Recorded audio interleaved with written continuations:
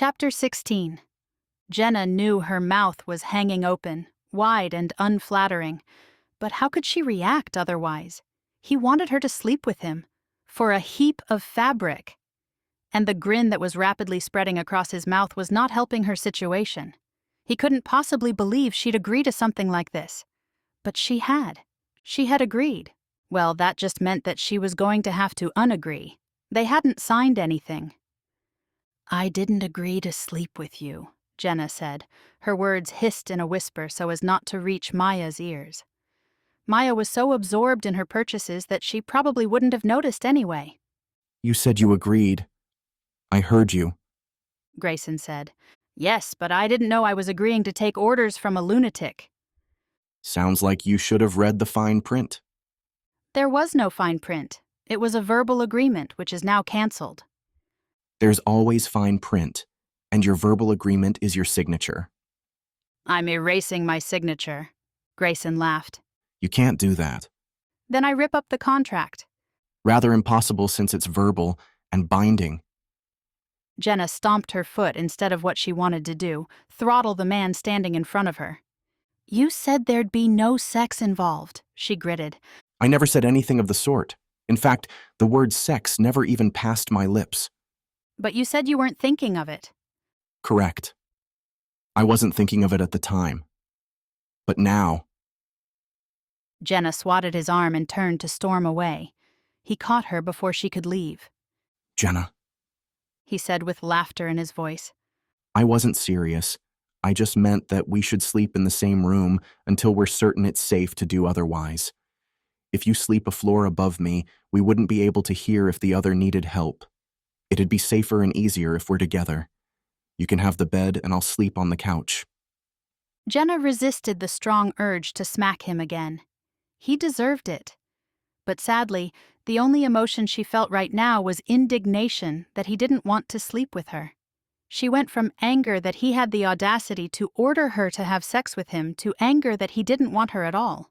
Ludicrous. She didn't even know how to respond. Her tongue was stuck in suspended animation. "Ice cream," "Huh?" Grayson asked, tilting his head. Jenna shook Grayson's hand off her. "I need ice cream, maybe some wine." "Do you mean Mr. Miller's wine?" "Shut it," Jenna barked and stalked downstairs. "Bring me a glass." Grayson's voice followed her. She snorted, like she was going to bring him anything.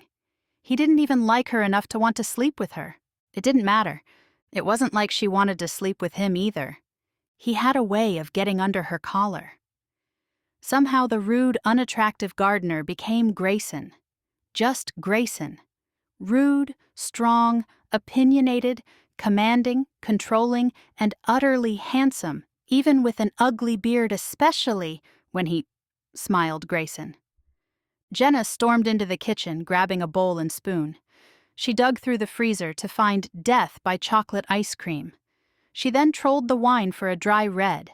When she had her bowl heaped with ice cream in front of her, she drowned it in red wine. She had the presence of mind to drape a dishcloth over herself before she dug in. No matter how upset, she didn't want to ruin her beautiful new suit that cost a giant chunk of her ego.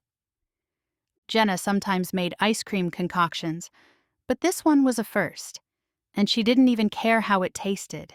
She wanted ice cream, and she needed the numbing effects of wine before she made a fool out of herself yet again. It didn't taste foul like she had suspected. The sweet competed with the dry wine for a unique flavor. 10 minutes later, she was licking the bowl clean. Unfortunately, that's how Grayson found her. Another chunk of ego bit the dust. His eyes traveled from her dish towel bib to her empty bowl and then to her mouth. "You have a bit of ice cream," he said, gesturing to the corner of his upturned lip. Jenna wiped her mouth off with the dish towel and then discarded it on the counter. "I want to be alone." "I have to make tea for Maya. I think she overexerted herself today, and now she's on the couch moaning over a nauseated stomach." "Oh." Grayson filled the kettle and set it on the stove. He then picked up a wine glass and poured a generous amount from the bottle still sitting on the counter before settling next to Jenna. She inched away. "I owe you an apology. he said, sipping the wine. I don't know what it is about you that makes me want to taunt you. As crazy as it sounds, I enjoy our spars. You do? She asked, realizing that it didn't sound all that crazy. She might bristle with hostility at the time of their skirmishes, but she never shied away. She charged in with the same level of bull-headed tenacity that he did. He nodded. At first I didn't, but I keep finding ways to engage you. It's become almost a game. I'm sorry I didn't clear up the confusion right away. Which time? She asked. If he apologized for everything, she'd know he was lying, and she didn't want him to be sorry. It meant that everything they'd fought about had been a mistake. Nothing about these past days had been a mistake. Not really. His smile was instant. I'm only sorry for the latest error. She returned the smile, feeling it down to the tips of her toes. Then I'm only sorry for hitting you when I should have known you were teasing. You hit me? His question mocked, at least twice. Didn't feel a thing. She swatted him again, only this time he caught her hand against his chest. She tried to tug it away, but he kept it solid against him. She looked up to find his eyes on her. The laughter that had been there before was gone. Perhaps he wasn't teasing after all. Maybe he did want more. Her? Jenna's pulse raced as he drew her closer, his head dipping just slightly as his eyes continued to hold her in a trance. The tea kettle shrilled. Jenna jumped at the sound, ripping her hand away from Grayson. He stood to walk over to the stove and remove the kettle from the burner. Would you like some? Jenna shook her head, wondering if she had imagined everything. How could he casually make tea when she swore he was just about to kiss her? Her hands were sweating, her heart was lodged in her throat, and her head had floated into the atmosphere. He was his normal, in-control self. For once, she wanted to see him out of control. Not in temper, she had seen that, but in passion. Could he be passionate? She had a feeling he could, if he allowed himself. What if he had no choice in the matter? What if he just let go for once? They were questions that she wanted the answers to, and she was going to get them, but it required planning. A full-scale battle strategy. She wanted this. She wanted Grayson. Jenna smiled. He'd never know what hit him. The tea must have worked to soothe Maya's stomach because she bounded off the couch with her usual peppiness and cajoled Jenna to try on nearly every outfit purchased. Grayson watched as the fashion show commenced, with added commentary from both Frankie and Mark. Even Gus had waddled upstairs to watch the show, although Grayson suspected it was for the hot dogs Mark had hidden in his handmade kitty care bag that looked exactly like Princess Gus. Poor Gus. Grayson knew Maya would purchase bright, skimpy outfits, but nothing could prepare him for how Jenna looked in them.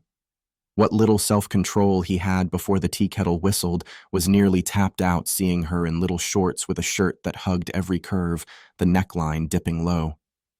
Her hair was still down, tossed over to one side as if it was in the way. She had no idea how sexy it was, draped over her shoulder, swaying along her breast as she moved. He'd have to sleep on the couch in the same room with her and not touch her. Torture. Grayson wasn't sure if she'd accept advances from him. In the kitchen, he almost thought she'd let him kiss her, but then the whistle blew and she returned to his little commander, not the soft, kissable woman he'd had just moments before. He wasn't going to make another move unless he was certain. He didn't want to ignite her temper. He needed a plan, a strategy. This was nothing more than a struggle between them. He had felt her desire even if it was momentary. He'd keep her safe and win the war. Grayson smiled. To the victor go the spoils. And it came in such a lovely package. Jenna dug through the clothes heap, frantically searching for pajamas. Grayson had already made his bed on the sofa and was settled in. She, on the other hand, wasn't remotely prepared. Maya had said she bought pajamas, so where were they? Was there a bag missing? Is everything okay? Grayson asked, peering over a book. I think a bag is missing. How can you tell? He asked, eyeing the knee-high debris pile she was wading through. I can't find pajamas and Maya said she bought them, They might still be downstairs. I'll go check. he said, setting his book down. Thank you. I still haven't reached the bottom yet. I'll keep searching here. Grayson, clad only in pajama bottoms, stretched as he rose and wandered out to the hallway. This was never going to work. Never. Never. Never. If he wanted them to stay together, they should have at least moved to a different room. She didn't want to sleep in his bed. On the other hand, she didn't feel as alone as before. She always felt safe in this house, but she had still felt alone in her trouble. Now she had 3 seemingly capable men helping her. It lifted the burden. She could already feel the tension that was constantly gripping her shoulders starting to melt away. Now, if only she could find the dang pajamas so she could will herself to fall asleep instantly and not toss and turn. With a sigh, she gave up her hunt. She had reached the bottom and couldn't find anything. I think Maya might have exaggerated. Jenna turned to find Grayson standing in the door, holding a pink boutique bag. Their eyes met, and Jenna knew instantly what was in that bag. You can't be serious, Did you find anything else? he asked, motioning to the pile. No, but Maya wouldn't call those pajamas, would she? Jenna asked, pointing to the offending bag. Yes, she would. Care to look at them? There might be something in here that'd work. Or not. Grayson smiled. Jenna took the bag from his outstretched hand. It was a large bag, so there could be something inside that wouldn't be revealing. But still, the thought of wearing something considered lingerie while sleeping in a room with a man that she wasn't intimate with was a little disconcerting. With Maya, Frankie, and Mark visiting the whole night, she hadn't had time to plan her strategy for her next battle with Grayson. The contents of this pink bag, however, might be the weapon she needed. Jenna took the bag into the bathroom and closed the door. She pulled out item after item. As sheer, lacy numbers kept coming, she realized her thrown-together plan was quickly disintegrating. She'd never be able to wear these things. She doubted she could wear them even for a future husband. How Maya could pick these? Oh dear. This is what Maya must wear to bed. With David.